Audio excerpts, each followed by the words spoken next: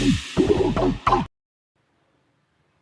everyone, today we're going to make a long chest model. So very easy, you don't need to worry because you can just find some materials from your neighborhood. So yung mga silingan, pwede mo mangayo. So these are the materials. You can have the adhesive tape, masking tape, or any that can be used to seal when we are making the Y model. And we have here the plastic. Instead of using balloons, so we can use the plastic. Okay, wala man kay balloon, kay layo ang lisod ang pagpalit labi na sa layo ng lugar. So pwede na tamo gamit og plastic as replacement for or alternative for balloon. Then we have the empty bottle. Any empty bottles na naa sa inyo, pwede siya ma-take o or manal water na dako-dako or similar like this. Pwede ra siya gamito nato for the long chest model.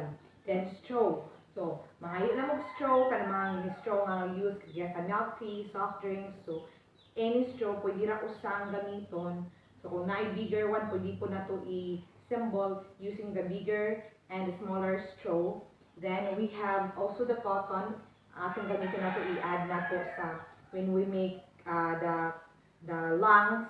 So, ato siya symbolize sa lungs, ato siya isod. Then, of course, we have the scissors. Since we don't have inti cutter, okay, wala tayo inti cutter, so pwede yung scissors na itong gamiton. Ang ato na lang is mas dali ta makahimo. So, we will use this Coke empty bottle. So again, you can use another materials, any empty plastic bottles. I use na to as kanang long chest model. So, sayon ra, so you don't need to measure. Pwede ra ato lang dito-ditohon. So you just cut it into half. So why empty cutter? So as long as careful lang jud mo plasaman, kanaging dili mo masamad. So you can ask supervision from your parents or elders ninyo sa pag kanang cut sa empty bottle para dili ka masamad. So very mag-careful lang yun.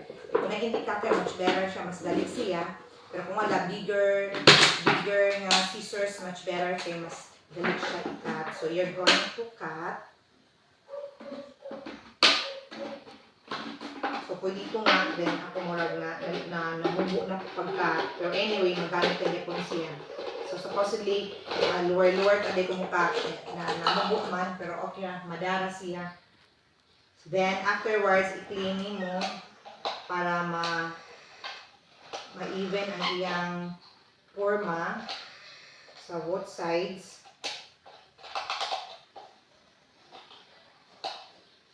So now we have this one already.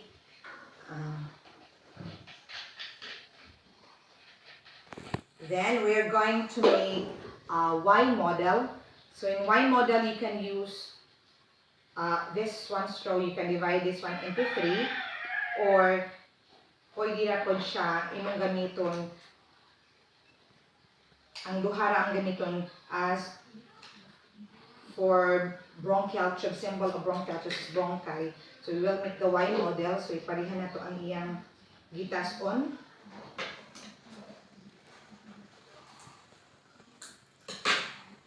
So, pwede ka kaniin mo imong gamiton this one to make a Y model, or I prefer to use a bigger one. So since na ako dako nga straw, in case wala mo straw nga dako, so pwede ra i-cut nimo dire nga i-assemble lang nimo siya i-attach. Then you will seal with tape if you have glue stick, glue gun. So pwede ang ubang loopholes na yung mga uban nga murag na buslot, so pwede mo yung glue gun o yung seal. So okay, wala man, so use this one. So again, you can use this 3 cap straw, or you can use the bigger straw, serve as a symbol for trachea. So ako ganahan ko mo use this one, bigger one. So mag-cut lang ko of half on this. Kaya gamito na ko siya, symbol of trachea. So ano yun siya, then mo siyang isod. Then we're going to seal using the adhesive tape.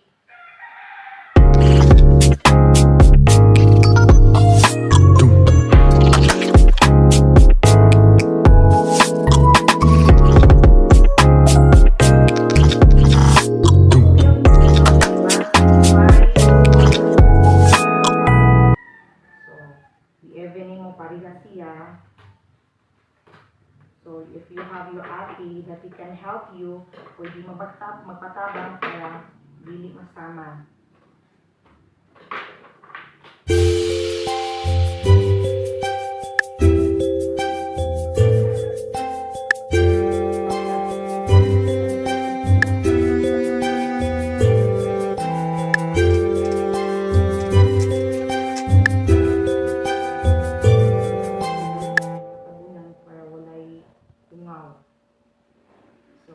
But if you have glue gun or glue stick, mas dali siya mapurma.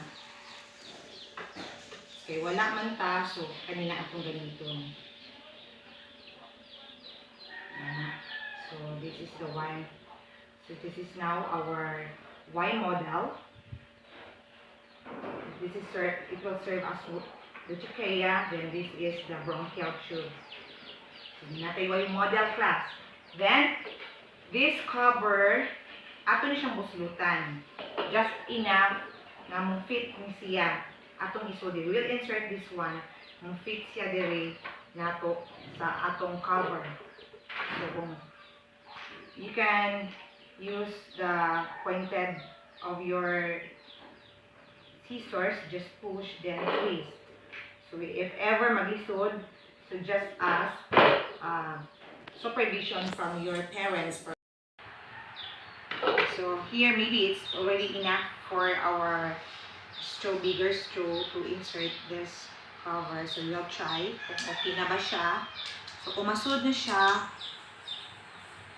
so we don't need to add more to make this one a little bit bigger ang iyang hole kung ma-fit na lang siya. So we will try kung makasud na ba siya. Okay, here. So, fit na siya. Then, we will check here if naay uba pang mamurag buslot sa kilid. Kaya kung naa, aton siya i-seal with loose stick. Kung wala, kaya wag tayo busik po, dira na ito gamitan na ito adhesive tape. Pero kung enough lang, imong pagbuslot na walay sobrang might na ihangin na mulusot sa kilid. So, you don't need to seal sa kilid, enough na lang siya. Basta ma-fit in lang din siya ang straw. So now, ito na siyang isod. Okay. So here. Okay. So, here, it look like this. So this is symbol for the trachea. Then we have now ready to bronchial tube. So, okay na siya. Okay, we will now make the lungs. So instead of 2 balloons, so we can utilize this plastic. Okay, one balloon, so you can use this one. So we need to cut this one just enough nga atong gamiton diri para ibutang nato diri. Gamay lang, mga 1, 2, 3, estimated 3 inches, mga 3 inches or 4 inches lang. 1, 2, 3, 4. So, mga 4 inches we will cut the plastic. So, kay taas ra kayo siya. So, you can use 3 by 10 or 2 by 10. So, depende lang sa available ninyo mga mga plastic. O, mapangayon ninyo sa inyong mga silingan kanyang mga tindahan. So, I asked this one from my neighbor to make the ice water. So, I asked this one. Now, this 2 plastic, ganyan natin siya ibutang. And I prefer to put cotton. Here, we will put this one, the other side first. So, tanaw ninyo, you will look at it. When you put this plastic, if you think it is longer, so you can trim to make it better. So, we'll cut, okay, it's longer. So, maybe this one is 1, 2 inches, so you can use this one. Then you seal this one properly.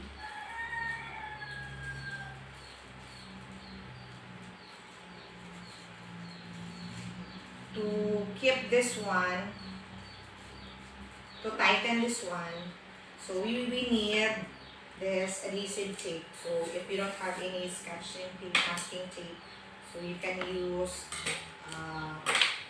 packaging tape, so any adhesive tape to seal this one here. So I use masking tape. This is the only adhesive tape I have here. So you turn around, seal it properly.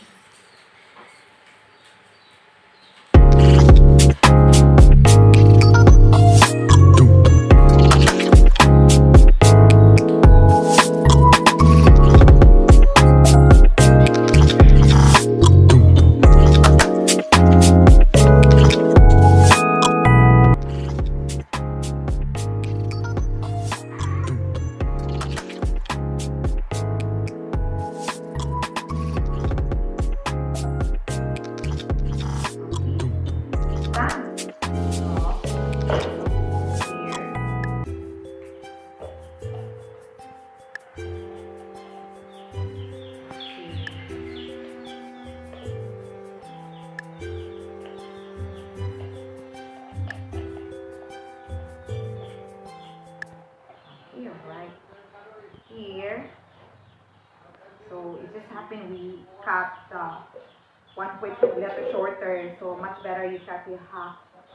So kay mubura siya, so we will just hold it up like that. So we have now like this. Then we will cover this lower portion, so the symbol for the diaphragm. So again, since we don't have a balloon, we can use this bigger plastic to seal this part. So if you have balloons, you just cut the upper portion, then the lower part. So you just try this one to cover for symbol for the diaphragm.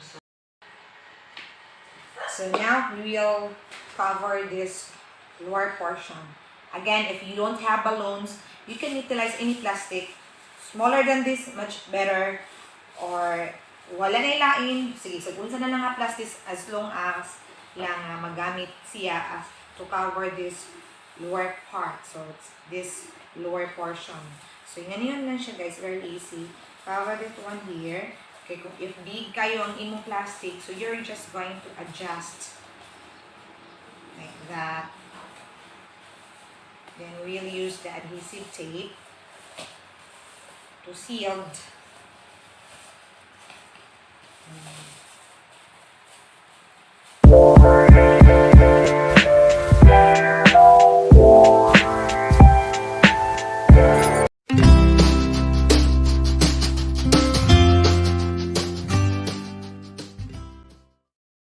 Okay, it's done. So this lower part, you're going to twist this one. It's the hanging not here. So you're going to use this one to push or to pull air kasi nito ang air. So this long chest model, since taas kayo, dako kaya itong plastic, you can use this one, no, yung gamiton for to twist, to pull it up, just like this. See? If you can see, it's moving. So,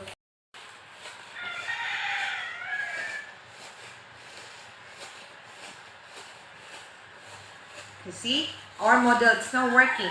So if we inhale, you can see, so this symbol, when we inhale, our chest, it expand. When we exhale, so it contracts. So look at it. So it's not working. So this is now our DIY for today. The long chest model, very easy. You don't need more to find materials nga wala sa inyo. Ang naaray sa inyo, dali ra kaayo. So this is our output for the day. So good day and have a great day.